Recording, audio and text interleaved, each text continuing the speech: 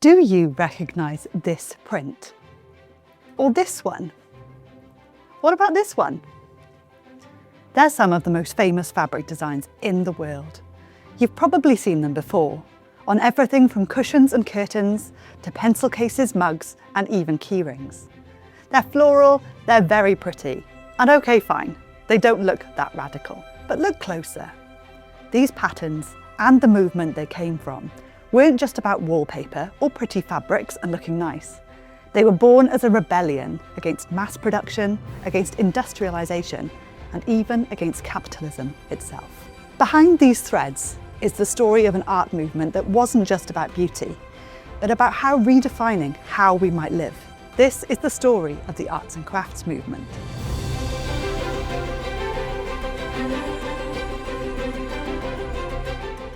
You might not recognise this man, but you've almost certainly heard of him. This is William Morris, the father of the arts and crafts movement. And yes, he created these. All of these. This one, Strawberry Thief, was designed by Morris in 1883, and it's one of his most famous. The birds you can see here are thrushes, stealing fruit from the strawberry patch at his countryside home, Kelmscott Manor. Its curling vines, soft reds and blues, and lively birds show Morris's love of wild English gardens and nature. The way it was made, and what it stood for, was quietly revolutionary. Hold that thought. There were plenty of other people involved in the movement. We'll meet some of them later, but Morris was at its centre. A poet, designer, businessman and revolutionary, he believed that beauty could be a kind of resistance, and that honest design could transform everyday life. In the mid-19th century, Britain was surging towards the peak of its industrial power. It sat at the centre of a global empire, and across the land, hundreds of factories were churning out products faster and cheaper than ever before. For one group of artists and thinkers, there was a big price to pay. They saw industrialisation destroying the lives of the workers who powered it. People poured into cities, lived in squalid conditions, earned little, and crucially, felt totally disconnected from the objects that they were mass producing. They also saw a different kind of damage. At the Great Exhibition of 1851, visitors marvelled at machine-made wonders in iron, glass and new materials. But many objects on display were in fact imitations. Papier-mâché pretending to be lacquer, iron pretending to be stone. To Morris and his circle, this wasn't progress, it was deception. One of the movement's most important influences was the critic, John Ruskin. He championed the dignity of work over mechanised production, the beauty of Gothic architecture and the value of handcraft. In books like The Stones of Venice, he argued that the creativity of workers mattered more than the perfect machine-like products. Gothic buildings, he said, embodied freedom because stonemasons could leave their own mark. This fed directly into arts and crafts ideals. The fingerprint of the maker should be present in the final object. They called this truth to materials, the idea that wood should look like wood, glass should show its bubbles, metal shouldn't pretend to be something else, and the hand of the maker should be visible. You can see these ideals in arts and crafts designs. Simple, sturdy, deliberately unpretentious. Oak instead of exotic mahogany, visible joinery instead of hidden nails, and hand-woven textiles with slight irregularities, patterns inspired by real plants and medieval motifs. These weren't objects meant to dazzle with bling. They were meant to feel honest, rooted, human. So where does the name arts and crafts come from? Art historian Suzanne Fagans-Cooper told me on the HistoryExtra podcast that it's tied to a very specific moment, the founding of the Arts and Crafts Exhibition Society in 1887. Its first president was the artist Walter Crane, with significant input from Morris's daughter, May. There was already a very strong tradition in London of exhibiting watercolours, oil paintings, sculpture, but they were recognising that there were people making beautiful things, making beautiful decorated pianos, beautiful stained glass, textiles, ceramics, and there wasn't really a place to showcase all of this. So the Arts and Crafts Exhibition Society forms in the late 1880s. They exhibit in the new gallery, which is usually used for paintings, but they take it over and it's filled with the most wonderful objects, mostly designs for the home, some designs for churches. And on the back of that, they generate a whole wave of other exhibitions and other designers who come to see it. And people who think, yes, I want my house to look like this, but also I've got the skills. I can also call myself an artist. In other words, they wanted to elevate everyday craft to the status of fine art.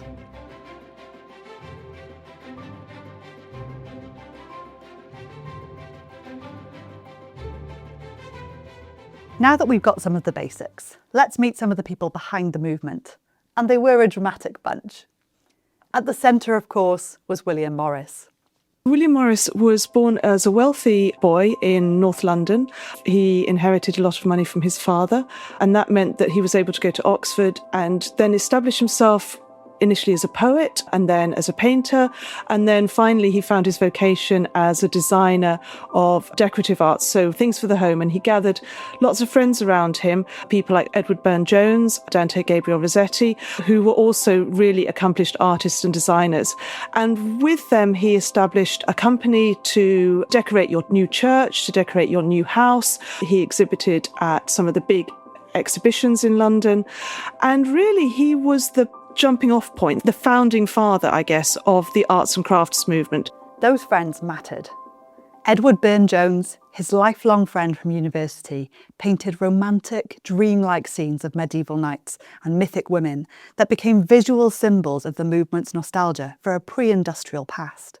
Rossetti, a leading light of the pre-Raphaelite Brotherhood of the 1840s, helped shape the shared love of Arthurian romance, medieval symbolism, and intense decorative detail, all of which fed into arts and crafts designs.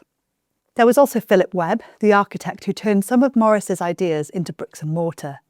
In the late 1850s, he designed the Morris family home in Bexley Heath, Red House, which is now cared for by the National Trust. Red House was described by Burne-Jones as the beautifulest place on earth. It was full of stained glass, embroidery and wall painting created by the circle around Morris. It wasn't built for show, but it was built for living. Every detail, from furniture to tiles, was made by hand in collaboration. It became a physical manifesto of arts and crafts ideals.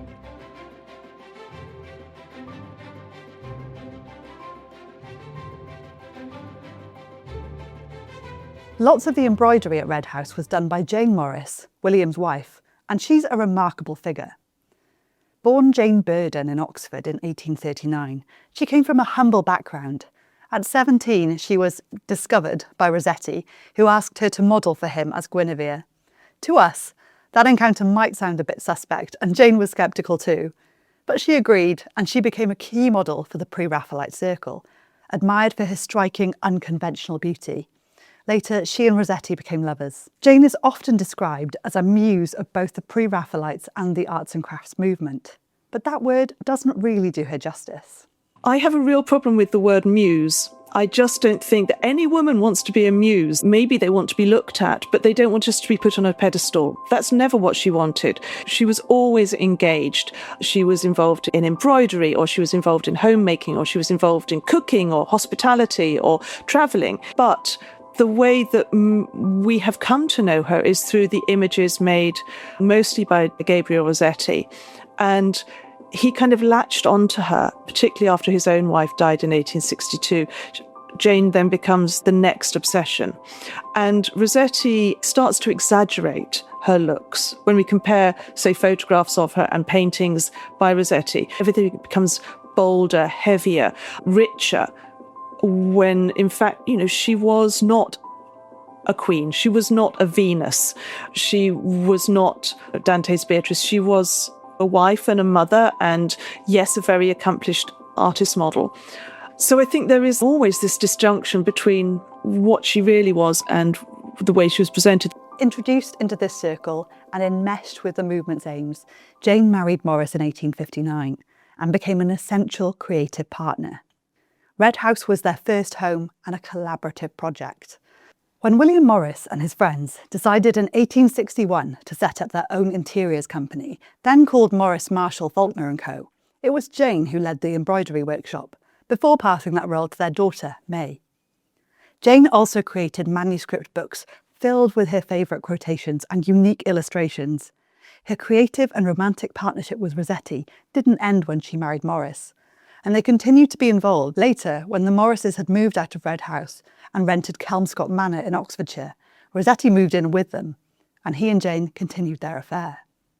Georgie Burne-Jones, wife of Edward, was another crucial yet often overlooked figure. She was a keen writer and illustrator, and her 2-volume memoir of her husband's life is one of our best sources on this circle. It's because of Georgie we know so much of what was going on in that circle. And Georgie is a great writer, and she wanted to be a book illustrator. But she was told by John Ruskin, keep your house tidy and your baby happy, and then if there's time, then do a little bit of illustrating when you can. That was the world they were brought up in.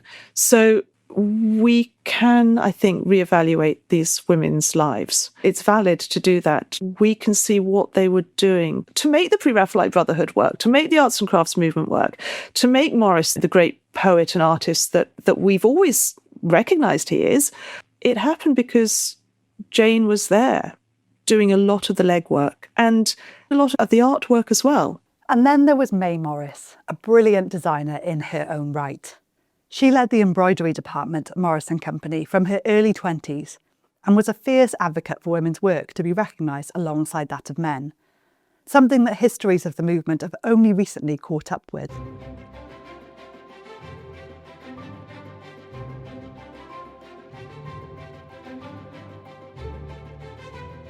William Morris eventually moved his production to Merton Abbey, a former medieval priory turned textile works on the River Wandle in South London. Here, natural dyes, revived from historical recipes, were used by teams of craftspeople working in small batches. Morris wasn't just designing, he was resurrecting forgotten craft techniques. Strawberry Thief, remember this one? Was one of the designs produced at Merton Abbey. And it wasn't easy. The pattern required a complex, labour-intensive indigo discharge technique, and the cloth was dyed deep blue and then carefully treated to remove colour and create the delicate reds and browns of the birds and the fruit. Machines of the day struggled to imitate it. Look closely at original Strawberry Thief prints and you can see slight irregularities where the dye behaves differently each time. To Morris, those variations weren't flaws. They were proof that a human being had touched every inch of the fabric. As the movement spread, other figures carried the flame beyond Morris's immediate circle. Charles Robert Ashby founded the Guild and School of Handicraft, a utopian experiment in bringing art and labour together in a community of makers. In Scotland, Charles Rennie Mackintosh fused arts and crafts ideals with emerging modernism, with sleek, geometric designs that still feel ahead of their time. He worked closely with his wife, Margaret MacDonald Mackintosh, whose panels and symbolic figures shaped the distinctive Glasgow style. Along with his sister Frances and Herbert McNair, the four, they brought a more ethereal, dreamlike quality to the movement. Across the Atlantic, figures like Gustav Stickley and Elbert Hubbard translated arts and crafts ideas into the American craftsman style. Sturdy oak furniture with straight lines and modest bungalows with exposed beams and built-in cupboards. Stickley's magazine, The Craftsman, even printed house plans so ordinary Americans could build simple, well-designed homes for themselves. It was less ornate, more rugged, but rooted in the same belief. Despite all their differences, what united these figures was a belief that how something was made mattered as much as how it looked. But there was a problem. Many of the people buying arts and crafts work were from the very middle classes that they claimed to criticise. So how radical could the movement really be? Who could actually join in?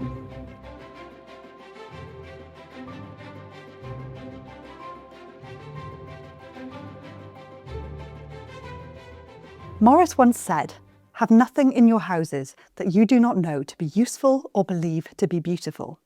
I love making things for my own home, and I love the ethos of this quote, and sure, it's inspiring. But if you're a factory worker in the 19th century with little money and barely any free time, how realistic is it to sit down and weave or embroider or carve your way to a more meaningful life? Some in the movement recognise this tension. Certainly someone like Charles Ashby, who takes his workshop from the East End out to Chipping Campden in the Cotswolds, he makes a decision that he is going to design and create high-end products. They're going to be luxury, they're going to be expensive, they're going to be jewellery, metalwork, fancy furniture. But what he sees is it's a total product. So he's making a better life for his working people, the people who are making it. And that's what matters, not necessarily the end product, but the process. So he has a very deliberate intention to recruit young men, mostly from deprived backgrounds, to train them and to give them a better working environment and to make beautiful things. So from his point of view, it's not the home it goes to at the end, it's the home life of the people who are making it that is the priority. Others tried to make the designs more accessible. Patterns were published in magazines so home embroiderers could try them. Morris & Company sold embroidery kits, pre-printed cushion covers with threads and sample stitches so people could complete them at home. It still required leisure time and money, but it opened the door to a new audience. Fagans Cooper also told me how arts and crafts interiors often mixed old and new. Second-hand farmhouse furniture, simple blue and white pottery, and cottage garden flowers like lavender and poppies. You didn't have to buy everything brand new to live by these ideals. Reusing and rearranging could be part of the ethos. But for all the idealism, there was a quietly uncomfortable reality. Handmade Morris & Company objects were expensive. Very expensive. The people who could afford strawberry thief curtains or wallpapers weren't factory workers. They were the beneficiaries of this industrial society. And Morris himself was not outside that system. His family wealth, which funded much of his creative work, came from industrial enterprise, including a major stake in Devon Great Consols, one of Britain's largest copper mines and later a major arsenic producer. The profits from this enterprise helped bankroll his textiles, books and workshops. He argued for honesty in materials and a return to simplicity, yet the copper and arsenic extracted in dangerous conditions helped bankroll the beautiful interiors of Red House and the decorative works of his company. His legacy, then, is one of real human complexity, as he condemned the alienation of factory workers while benefiting from industries that relied on harsh labour and left environmental scars. He knew this and wrestled with it. Morris became a committed socialist and helped found the Socialist League in 1884. Others in his circle argued for guild socialism, an idea that supported workers collectively owning their workshops. But these ideas never fully reshaped the market. The movement existed in a gap between idealistic theory and economic reality.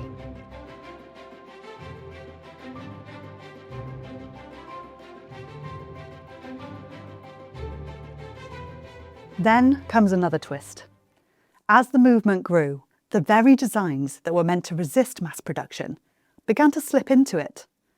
Reproductions of Morris patterns, first authorised and later not, spread wider and wider. Factories adopted techniques that could create handmade-looking designs cheaply. Machine-made imitations flooded the market. Strawberry Thief, once a painstaking hand-dyed textile that only a handful of wealthy patrons could afford, is now printed by the million on bedsheets, pencil cases, tote bags and cushion covers, you name it. What was slow and human is now instant and industrial. Would Morris have hated that? Maybe. He did famously complain about the tyranny of cheapness. And yet, there's another way to look at it. In a lecture first delivered in 1877, he said, "I protest that it would be a shame to an honest artist to enjoy what he had huddled up to himself of such art, as it would be for a rich man to sit and eat dainty food amongst starving soldiers in a beleaguered fort." In his mind, the fight for good design was part of a much bigger one, for equality, for dignity, for joy in labour. He closed his lecture saying, "I do not want art for a few, any more than education for a few, or freedom for a few." He believed beauty should not be reserved for the elite. And in a strange way, that part of his dream did come true, just not in the way that he imagined. Today, Strawberry Thief is in ordinary homes everywhere. It's no longer hand-dyed in the old way, but it's undeniably present. The arts and crafts movement began as a creative rebellion, a cry for authenticity and dignity in an age of machines. It also shows how hard it is to resist industrial culture, and how easily a movement can be absorbed by the very forces it opposes. But it left something lasting. the idea that everyday objects can have meaning and integrity, that design shapes how we live, and that beauty belongs in ordinary spaces, not just elite galleries. That tension is still with us. Every time we choose something handmade over mass-produced, value quality over convenience, or bring intentional beauty into daily life, we're still debating the questions that Morris asked more than a century ago. So the next time you notice Strawberry Thief on a mug or a notebook, remember you're seeing more than just decoration. You're glimpsing a nearly 150-year-old debate about labour, craft, and what it means to live among beautiful things. Do you think the beauty and function of handmade objects is essential to our future? Or is that unrealistic, too ambitious, or a bit outdated? Let us know what you think in the comments, and find more on this movement and other turning points in art and social history at HistoryExtra.com.